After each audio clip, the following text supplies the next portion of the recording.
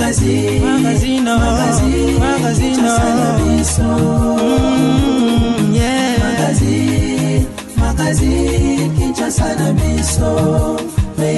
ya banaki, réalité ya banaki, réalité ya banaki no. Nazali na sengo ko présenter bino édition KNB News amoko na lelo bozali belé na monde entier. Yango nde sengo na ngai ko pesa bino ba information ya République démocratique du Congo, surtout mingi ya ville ya Kinshasa pour bozali belé na monde entier. Oyo bolingaka biso pour na ko pesa bino ba information. Yango na tombeli bino bolandi malamu.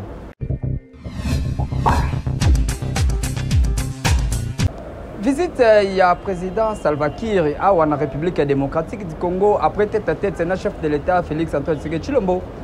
Pas de presse moko et salemaki et sikanini babetaki compte rendu ya masolo oyo basoloni.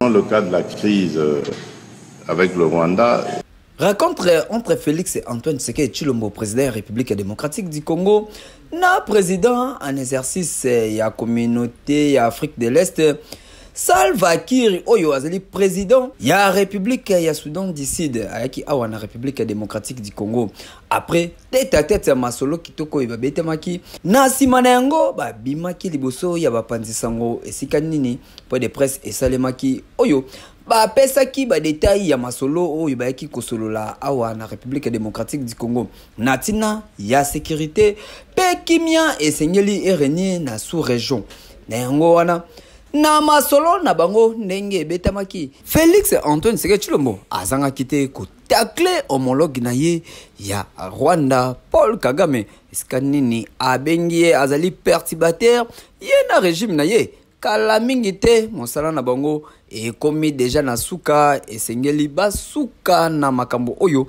bazali kosala pona kobebisa sous région ya Afrique. Dans le cas de la crise avec le Rwanda, ça n'a rien à voir avec les peuples. Le peuple rwandais ne vient pas envahir la République démocratique. C'est un régime dirigé par un individu qui est devenu friand de ce genre de crimes. Et c'est ce régime qui attaque et agresse la République démocratique du Congo. Les peuples des deux pays n'ont aucun problème l'un et l'autre. C'est un problème de régime et le régime, comme vous le savez, il n'est pas éternel. Un jour, tout cela s'arrêtera d'une manière ou d'une autre et nous retrouverons, je crois, le bonheur de vivre ensemble en tant que voisins. Et c'est ça mon vœu. Pour le moment, il y a un perturbateur, un empêcheur de tourner en rond, mais il n'est pas éternel. Son tour viendra un jour de cesser de jouer comme ça avec la vie des gens. Voilà. Na manière nion surtout et sengeli Paul Kagame reine naye pour na Afrique et sengeli si la po azali pion ya ba occidentaux oyo bazali ko utiliser awa en Afrique pour na kobebisa sous région ya Afrique babetaki masolo lekaki kitoko na miso ya bapanzi sango. J'ai un ping-pong entre Félix Antoine Tshisekedi Tshilombo na homologue na ye Paul Kagame. Oyo bina moninga likambo oyo pe azongisi attaquer moninga. Eza nini yango totuna kibongo na analyste politique, journaliste pe chroniqueur diplomatique John Kabesa a expliqué biso boy. D'abord, il faut tout préciser, Makambo Ezolega entre RDC et Rwanda, ils ont un cadre et ce qu'on appelle également la guerre communicationnelle. Donc au-delà, ils ont une guerre diplomatique, ils ont une guerre politique, ils ont une guerre aussi économique et guerre militaire, ils ont aussi une guerre communicationnelle ou informationnelle, c'est-à-dire une opinion. Entre les deux présidents, Moutounion sont alignés à sa point de vue, na version des faits. Mais pour analyser entre les deux, il fallait le faire parce qu'on fait de la chronique diplomatique. La diplomatie, il y a un principe moro et régisseur Baïta. Principe à la fois, il y a égalité entre les deux États. C'est-à-dire, la RDC a copié exactement Rwanda, Soka, le Makambo, Atika sur 7. Donc, tout le monde a un monopole sur les autres. Mais dans le contexte, c'est OUESA clairement. Rwanda a entretenir rébellion à M23 depuis plus de 10 ans. et aussi Paul Kagame a une stratégie ou une stratégie à négationnisme ou à négation. C'est-à-dire tout ce qui se passe pour naïe ezara lokuta. Mais ben éléments sur le terrain ils ont démontré carrément qu'il y a ça. Donc pour nous expliquer, tu as un cadre également il y a communication. Pour les uns, il y a également communication des crises, c'est-à-dire Paul Kagame a présenté l'argument sans pourtant reconnaître cela, mais Bissotozo Zoa Paria, Félix Tshisekedi, ou à défendre exactement la RDC avec le contexte produit dans la communication. Le vide, comme on le dit, la nature a l'horreur du vide. Donc, tu comprends carrément que Félix Tshisekedi a la tenté na Paul Kagame, une opinion, parce que Azan a tendance à détourner attention à Batou, ça y est raison. Dans un contexte donc c'est-à-dire dans la spécialisation même en termes de communication diplomatique, chaque coup, comme le dit une fois de plus, mérite une réponse. Dans un cadre de réciprocité, ce qui Paul Kagame a bimi, a pessi ba contre-vérité, au babengi lokuta, Félix Tshisekedi a kozonga a pesa et il y a solo. Tout le monde a l'opinion, même sur le plan international, il faut comprendre que RDC a raison. Donc pour nous comprendre, il y a un cadre de communication diplomatique. Chaque État doit se défendre, mais Félix Tshisekedi doit défendre côté aussi une fois de plus il y a RDC.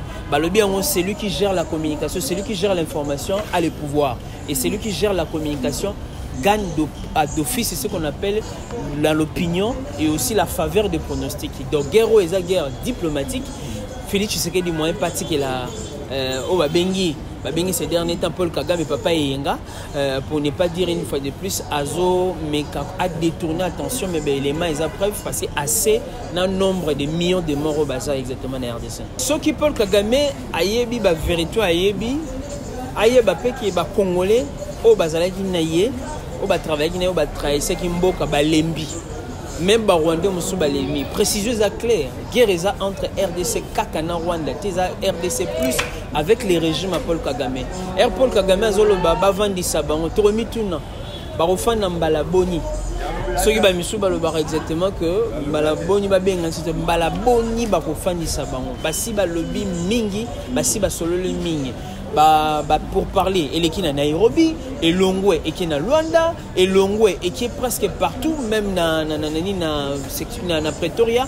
C'est-à-dire logique on est c'est limbi. Donc on mbok ezana makamsho au salatoro là la raté to la mkaka Kagame, c'est-à-dire erazolo ba pesa ba vérité né. Félix Tshisekedi pas dans la vérité juste et d'ailleurs ba preuve même c'est pesa ma rapport il y a expert il y a Nations Unies bah c'est démontrer noir sur blanc où ils ont agression à Rwanda où ils ont ça contre la RDC. Donc explication est claire. Paul Kagame azolinga détourner attention à Batou, azolinga zala toujours une opinion, azolinga toujours batanga komune parce que boye bango très bien que Rwanda est vivaka na guerre na biso. Bon, Salva Kiir est président, il y a EAC. EAC exactement, il y a la communauté de l'Afrique de l'Est, là où biso tozali, mais il y a qui erreur toko tambango mbango. Bah, pesi très bien en réunion consultative où il y a qui lobby référence bah pesa qui bah le baki que na cadre il y a diplomatie, na cadre il y a dialogue. Va relancer l'instrument ou le cadre de concertation entre les pays concernés. Ils ont un Rwanda, un instrument exactement cité Yemoro Joao Lorenzo comme médiateur a joué rôle, cité Baïta Sadek, cité également na Burundi Zanakati, Kakana Rwanda. C'est-à-dire sur le plan international, il y a ce qu'on appelle la réglementation, le régime juridique aussi, et c'est beaucoup discuté sur quoi. Donc la scène internationale, au-delà d'être concurrentielle, est zappée normative. C'est-à-dire que nos lois, textes, ses alliés. Salva Kiir a ramené Batunio Soba respecter les prérequis. Comme il y a le Baki également, pour parler, il y a Nairobi ou également à Luanda. Et une fois de plus, il y a désarmement. Et également, il y a cantonnement, il y a M23. Et il y a cessé les faits. Est-ce que le lot exactement, Rwanda a tiki pour appuyer M23 à continuer au Bunda T? Est-ce que le lot va cantonner M23 T? Est-ce que le lot va désarmer T? C'est-à-dire Tokozonga, mais le baron bis répétit à plaquette, mais certaines non bis ibidem. C'est-à-dire il ne faut pas répéter toujours la même chose des fois au moment où savoir que ça ne va pas. Pour l'instant, il y a diplomatie au salam mais dans le terrain, il faudra bitumba parce que entre les États, il n'y a que des intérêts, il n'y a que la force qui prime.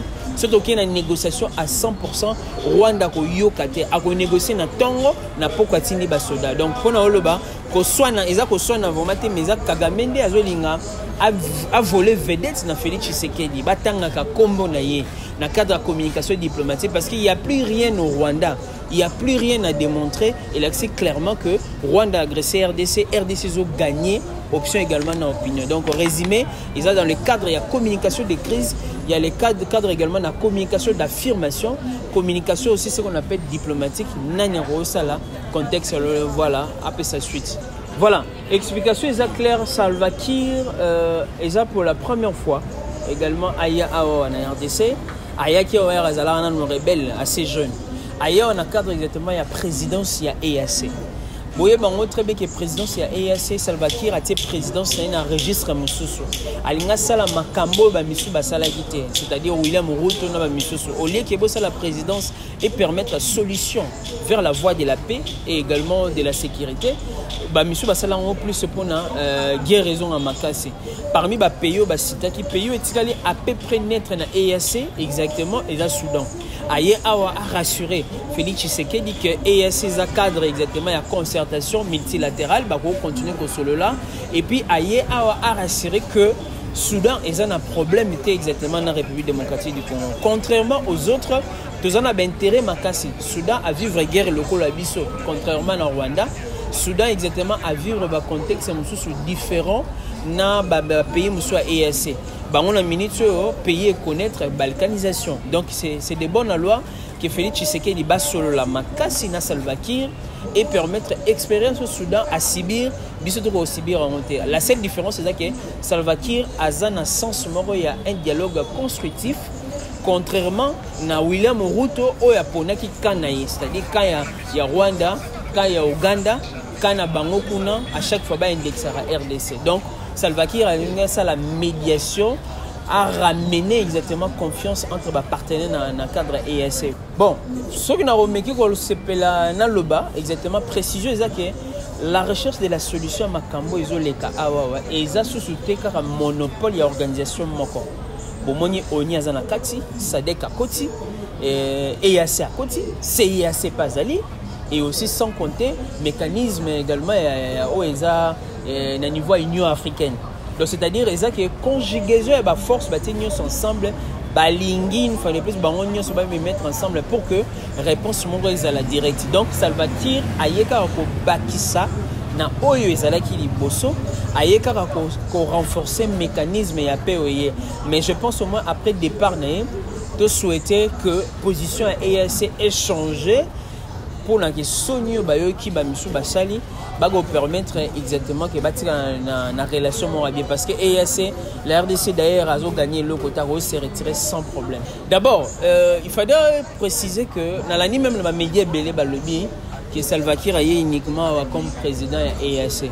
La précision est que dans une coopération diplomatique, quand il y a tête à tête entre les deux chefs d'État, il y a des travaux d'abord qui se font au niveau des commissions. Entre Bisso et Sud-Soudan, il faut d'abord y avoir une relation bilatérale. Après, et qu'il y a un cadre de présidence, il y a EAC. Donc, Salva Kiir a été attaché dans le liboso makamba EAC, boye bakena C. Nango, solo peut ma relation na biso exactement dans le Sud-Soudan. Parce que tu as un problème manquant. Tu as un problème, il y a gestion commune, il y a frontière. Tu as un problème aussi, il y a gestion, il y a Bamboro. Oh, bazo expliquer peut-être il y a des éleveurs, il y a d'autres qui se cachent au Soudan qui viennent nous déranger. Donc, après départ ou passage à Salva Kiir, tu as annoncé très bien qu'ils ont relancé la coopération, un réchauffement et la coopération entre la RDC et le Sud-Soudan, et puis permettre aussi au Sud-Soudan à plaider ou à jouer un rôle dans l'EAC dans le cadre de la présidence. Voilà un peu qui nous va comprendre. Clôture ya mission Augustin Kabuya asuki sibongo na koyamba MLC na ba allié na yenyo surtout mokolo ya mardi elekaki ndenge nini ba détail ba pesi biso na reportage oyo.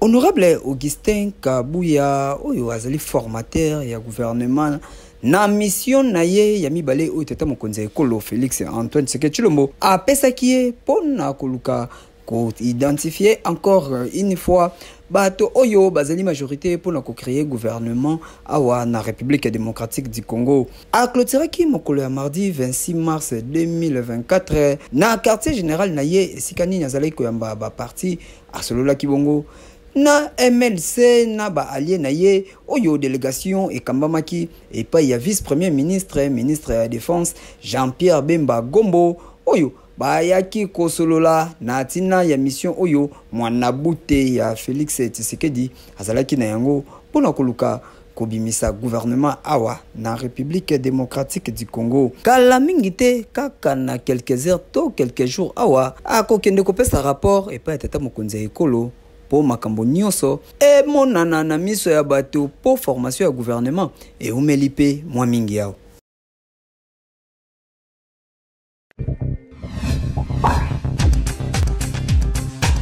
Beltesco azali ko servir population na ba produit na kitoko. Papa mama nelanga oyo ndenge malili ezali makasi lokola ye azalaka na souci ya population. Beltesco aye libino kwa ker oyo Africa Joyce ezali pon na santé na bino na mabota esika nyonso tu bozali esengeli kosomba kwa ker oyo Africa Joyce et surtout na malili oyo esengeli komelisa bana na biso nyonso tu kwa ker oyo Africa Joyce ezali po pesa mikuwa makasi pe santé ya bana ezala kitoko babela bela te onelanga malili ebelisaka kaka malili pesaka fièvre kasi ezalaka nde bilesa oyo bolesaka bana bino botala kwa ker oyo Africa Joyce. Beltesco apesi bino po ye azalaka na souci ya population na ye bazala na santé malamu. Maman, papa responsable, étudiant, yom to mesana ko mela potopoto na tango elanga, yom to mesana ko teka potopoto na bawenze na bakwe na tango elanga, potopoto ko teka yango yo poto na vitamine belé, Africa Chose flocon d'avoine. Africa Chose flocon d'avoine ezali céréales. Ningi maman abenga yango communément quaker, mais yango céréales oyo ezali na bokeseni na ba céréales mususu na ba potopoto mususu. Teka potopoto oyo yo maman responsable, yo moteki yo mosombi yo chayer, en tout cas aux ala décider biso Beltesco to ka pa ina bino ko tali sabino ke basaka mbongo pona ko gagner pona ko lamba potopoto kitoko et sengo sala ka potopoto oyo abengi Africa Chose ya Beltesco ezali original ezali bio na bio. Otuninga okozwa yango wapi papa mama yaya tala kaka na kwena bino okomona bazali koteka kwa ker Africa Joyce oyo esengeli okanga soki osombi yango pona koyeba yango malamu esengeli otala malamu logo oyo ya Beltesco soki ezali na yango te seke wana ezali Africa Joyce te kwa ker oyo esengeli komela ezali Africa Joyce ya Beltesco. Yebela deja pona santé malili eleki makasi mwana mama kimambangu sombaka deja pona libota na yo balia kitoko.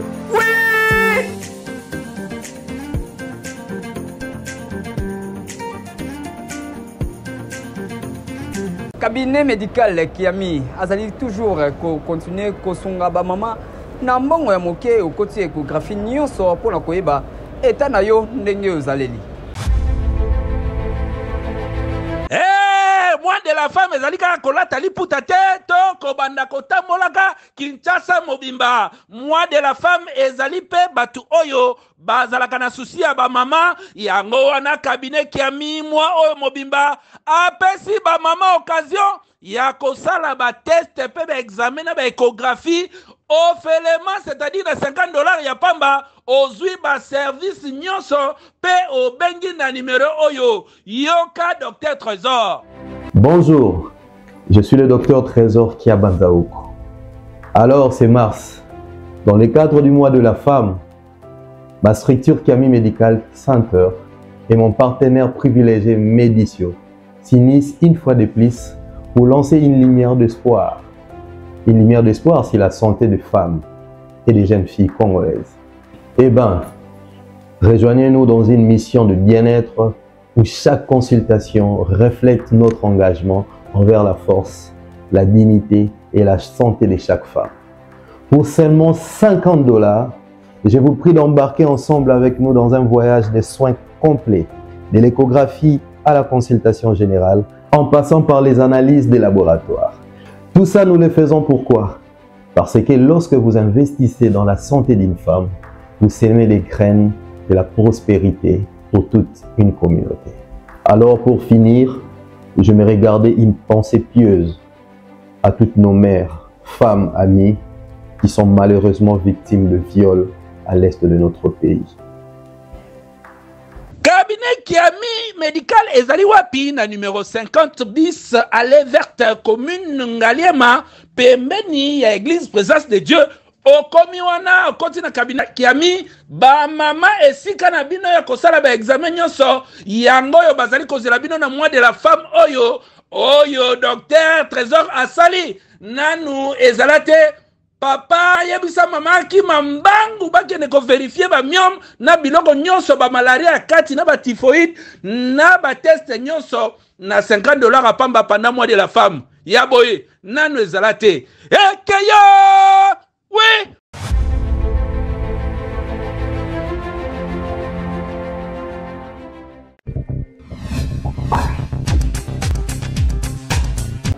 Les météorologues congolais prévenir déjà les Congolais nyonso esengeli koyeba ete na ba mois oyo avril na mai mbula ya makasi ekobeta oyo ekosala ete bandako ebele kozinda pe ba avenir ebele ekobukana na yango totunaki na population prévention nini oyo esengeli bazwa to pe gouvernement asunga bango na tina ya kobongisa banzela na bango po ezala kitoko na tango makambo oyo ekoya.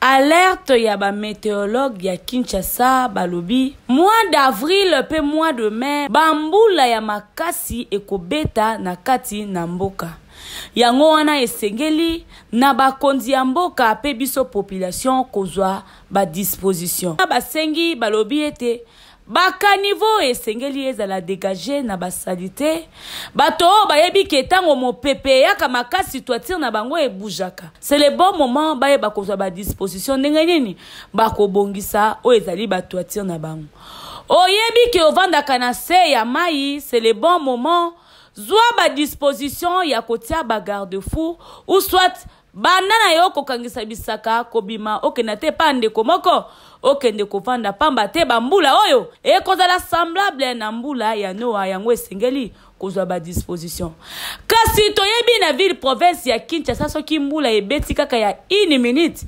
Kinshasa ebongwamaka océan kasi na mbula ya Noa toyebi te o yango ekobongwama yango population etalisaki pasi na bango balobaki boy Wamboka msebe tomona mbule beta zena ba deuxième mbule beti brusquement awe pona biso mbule ko beta ndenge zali bon mama izotonda na banzela partout tout ça biso mona no peuple population faut dans la manière que ya koyeba ko sala ke liboso lopangu na yo ndaku na yo terrasse faut ba ko déboucher ba sanitaire ko et longwa pa mai ko zo mwanzela ya koleka et puis l'état a épolé pe la population n'a pas travaillé 5 bango ba sala yango ezateka l'état mo biso na bango nso to ça parce que biso to l'état il faut tout ça donc il faut peuple congolais ba na mutuna kwa mingi ba bwaki la kaka l'état za pa sala donc to la su poubelle na bwaki na nzela mama mo na so na ke na zanu asalinga orange et si nese bo azu salita bonze mo pourquoi so baka na nzela o yo ndo mto bongisa mboko ngai client na yiko somba azu bisanga réponse na nzimo oza maile mo mukuse ayiko tomboka sino zo sa poubelle na kati so poubelle okangi biloko ndoki obwaka ezate mtu zako ngola nzela yo moko na bongisa place ozali la deuxième république de l'Osa la salongo ngana bi zaki mwana mukie Marishal Mobutu abimi salongo toute la république na Kinshasa na mona mtu na Kongo na maboko ye moko na ngalemba za utambola sala azosala nini salongo ndenge moko président ko sala ye pesa media telemi admisi tous les populations to Kolanda ye to sala musana salongo yo babeka Kinshasa to na kine la belle donc yaki yango Kinshasa bopeto aneza lokuta basa eloko makote ezande Kinshasa poubelle oba vi bopeto basala ne salongo la zaira to ndako sala to la kina aika ba matete na oki ba vacances na longa la komela ke pa atanda ngotala tous les dîners la matete ba fleur ba londa donc on dit matete kizana na zaira propre ndengi wana mais les logi yota ba dîner comme ba foule et kangama partout bon ba boulema pe ba mai ndenga mbule zobete zateka pona biso mo msuba zolo ba mai zoto sotinda to moina ba France mamboka msusa bango to ba ba champion ba propriété mai mbule bete mbelina bango memila ba voiture likolo bon pour la monnaie ya mbula ya météo la ngoma ngwa no biso mboka na biso eleki salite mingi inondation sala bakanivo ezalaka cleare te bakongoli bapanga salite na kati ya kanivo yango sikoyo tozobanga ndenge tobike obetana vu tokosuka wapi tokobina tokosala ndenge nini nakosenga mpo pepe kongo tozalaka meme moi propre obaka jamais salite na kati ya kanivo on a la poubelle publique. Les gens qui ont la poubelle publique, ils ont la poubelle publique. Mais ils ont la poubelle dans la carte d'Akunayo. Ils ont la poubelle. Si on ne pense pas que c'est la terrassée, au carnival, on va terrasser. La terrassée, Nasi Bolandingaï. Madame, par rapport à moment où on a traversé la carte à Kinshasa, quand la zone s'adressait à nos dirigeants, il y a des choses. Par exemple, le gouverneur de la ville, la Bissau, vraiment, a aidé Bissau dans l'ordre de parce que maman to zomona carnivore on va tirer ba carnivore et na zomona poto zolonga la carte terrasse ba chango na kata makadam et après ni tu bando les réseaux sont sur la carte makadam bon pour condamner ka bango te na biso pepe to zape vraiment origine ya ba conséquences sur comme la biso parce que ozolonga na bâtisse na kata ndako na yo ozobwaka na balabala soki batalisi yo est-ce que yo mokobongisa mboka bon mboka oyo eza mboka na biso moko soki olingi ozwa ya mboka na biso mpo tozala victime na bainondation neti yake nyonso mbula eloko ebeti ndenge ezolika ndenge ozoloba wana il faut d'abord biso moko peuple tozala nanu conscient na eloko oyo tozosala parce que mboka ezaka mokonzi ya mboka ye moko te quand même abongisaka moko bien gouverneur de la ville ye moko quand même tomonaka aza na entourage na ye biso mpe peuple eza wana mpona koyede bango donc c'est un peu ça onga na kosenga na population conscience faisons que bateau eza matiti ebongi te eza na balabala c'est pas que ozoteka malewa ozu biloko na malewa obaki na balabala par après ceux qui mini mbula eye inondation esalemi au gouvernement ta biso likambo non biso moko nde toza ba responsable oyo ezokomela biso en tout cas na osenga na nzambe vraiment asalisa biso akomisa biso na niveau wana te parce que ye moko azomona aolinga te perdre biso parce que toza tokewa tozala mbena mama na inondation osakana ke surtout la ville au ville toza na gomeno mais tala na boye vraiment so lelo penal de beti na façon na éviter façon que tozala osenga kana nzambe ameka quand même pour tcha quand même moi pour protéger biso. Population nyonso kolela lisungi papa ya kotala dodindi na bana papa tala awa tokwei awa mwana kei c'est le bon moment kaka bino moko bozwaka basalite na bino oyo bosalelaka na bandako boboya poubelle bokomisa poubelle ennemi bo préférant na bino bokendaka kobwaka yango na bakalamu to pe na baterase yango wana ezali kosala ke bakanivo ezala inonde na salite pe ville ya Kinshasa soki mbula ebeti maye ezanga na ngwe sika koleka e créer sikoyo babisika na ngwe koleka yango wana ezali kokoma ennemi ya propriété na kati na mboka tango bosenga kalisungi esenge nanu bino moko bozwa part ya kobanda salaka basalongo liboso ya bandako na bino ya mapango na bino pe ya baveine na bino et après nde bokobelela bakonzi pe na côté na bino c'est le bon moment parce que mingi au secours eyaka kaka soki si dégâts esalemi makambo eleli peuple congolais akufi abeleli nde bomonanaka mais tango oyo makambo esalami nano te pardon to sengi na bino boye ba kozwa ba disposition pamba te to boyi na biso ko disparaître na est kuna esi bande ko na biso bazali ko kufa ebele Kinshasa et l'équipe partout. Pardon badi mvula oyebeti mokolo ya lelo mercredi na Kinshasa na Tongo bino moko bota la route ki mwenza ndenge ezali kasi population zali kolela ponzela oyo yango nde entrée pe sortie ya bourgmestre ya commune ya Mongafula. Après la pluie vient le bon temps, mais à Kinshasa, après la pluie, milelo na milelo. Bota la route de Kimwenza Oyo, ezali na Mongafula, après mbula ndenge ekomi. Potopoto epai, mai epai, mituke koleka lolenge nini. Aussi longtemps, bourgmestre ya Mongafula, aleka kanzela Oyo, tongo midi pokwa, azali ko mona mazali ko kipete. Na Kinshasa, bazali ko finga gouverneur tongo midi pokwa. Aussi longtemps, azana ba représentant na ye na ba veni, na ba quartier. Bosungake atane loko mokote. Talabo, population ko vivre lolenge nini. Mwana tata kechi ya pembe to elamba ya pembe ezalite po place ya kocha lokolo ezalite awa pe déjà météo alerte biso bakala mingi te awa bambula ya makasi ekobeta na ba condition oyo bandako onde ekokende Kinshasa et l'équipe partout.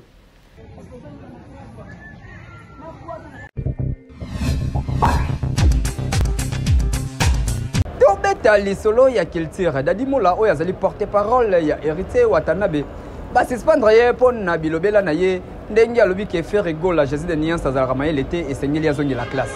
Génération ya lelo les plus grands chanteurs na bango ezanani Héritier Watanabe faire azonga classe Dadi Mola porte-parole ya Héritier Watanabe ba suspendre ye pon na bilobela mwanza na ba émission surtout oyo autaki koleka mokolo ya lendi awa pardon badi bilobela na ye azali kosenga na faire rigola azongela classe selon Dadi Mola faire rigola Jésus de Niance azala kamayele muke ipo atanga classe mingi te selon ba dire na ye ne emona na miso ya bato epesi kanda makasi epa ya patron na ye Héritier Watanabe apesi ye suspension pona koloba ete ba propos nyonso ezalaka ya koloba te liboso ya bato yoka ndenge abimisi même Héritier Watanabe ki azalaka mayele te yango etindaka ye azongela classe po akolisa mayele yoka génération ya lelo les plus grands chanteurs na bango ezanani Héritier Watanabe faire azonga classe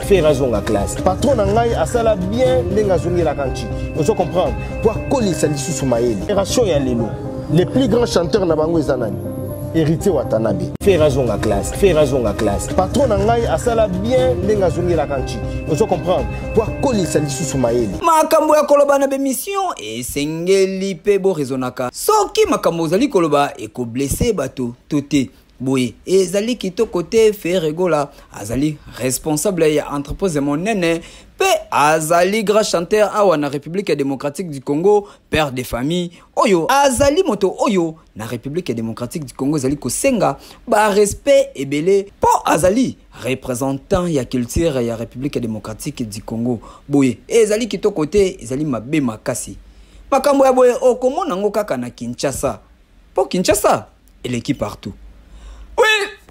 Faire azonga classe.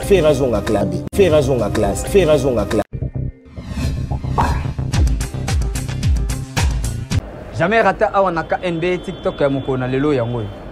Bébé Giscard. Bébé J. Oui, kaka. Lelo tozo sa exercice moko ya ba langue ebele. Le quoi yo lo ba langue ebele, lelo tozo loba. OK? Ngana lo tuna yo zo loba na ngai. C'est bon. To bandina Chiluba. Vas-y. Jeno wo to juwo kalenga tashaba mlenga wetu kwetu kachama mlenga tashaba mlenga kwetu chipindeo kacheba mlenga jeno wo to juwo katanga chaba mlenga. Bravo. OK, tokela kikongo. Mtukune kuana bakongo nge mupesi pasi na beto kumulamula kwe kubanu kuku kabatu lengwe katabu sikimbalu kabamu tikidinga papu kuila dule. Bakongo boyoki. OK, tokela kimongo. Ege mayo mamore kenjaka momongo papa ponya molo ko pe nyango pe anyoko fori nyamo momoro ko e bébé malo e nyamo e hwe. Félicitations à Dozo Bimasco na Congo toke libanda mboka. C'est bon. Tokota ki chinois. Ngota ke ko la chinyo ho bi go nyo ka chinyo ho ka chinyo go fo wo ko nya chinyo wo ha. Lu wa to chinyo wo pa bu nyo ko jo. Lu wa cho wo bin go tin go ba ta ka no ko jo ho. Ni ho ni ga ya. Bravo, toke en anglais. I'm sorry to hear that you come there, you're from negative, Baba Youth or Jamaican, everybody went to Johnson now, your friend take reading Baba, check you out now. Ten, everybody about two, ten, we can get about the poo, ten, Bravo, toke en français, chaud. Ouais, le travail que je fais, moi, c'est je ne saurais pas m'avancer, j'ai besoin de soutien, merci beaucoup. Togos, toke na ki espagnol, voilà. Arrêta, brabe, grat, roma, bra, grego, rap, rura, trigra. Portugais, ça. Portugais, voilà. Assim que estão sendo uma minha rota para uma saúde dental de você mesmo, tá. nazalaki na esengo ko présenter bino édition KNB News amoko na lelo ngai na bino tomona ni bongo mikolo oyo ezali koya magazine Kinshasa na biso réalité ya bana kino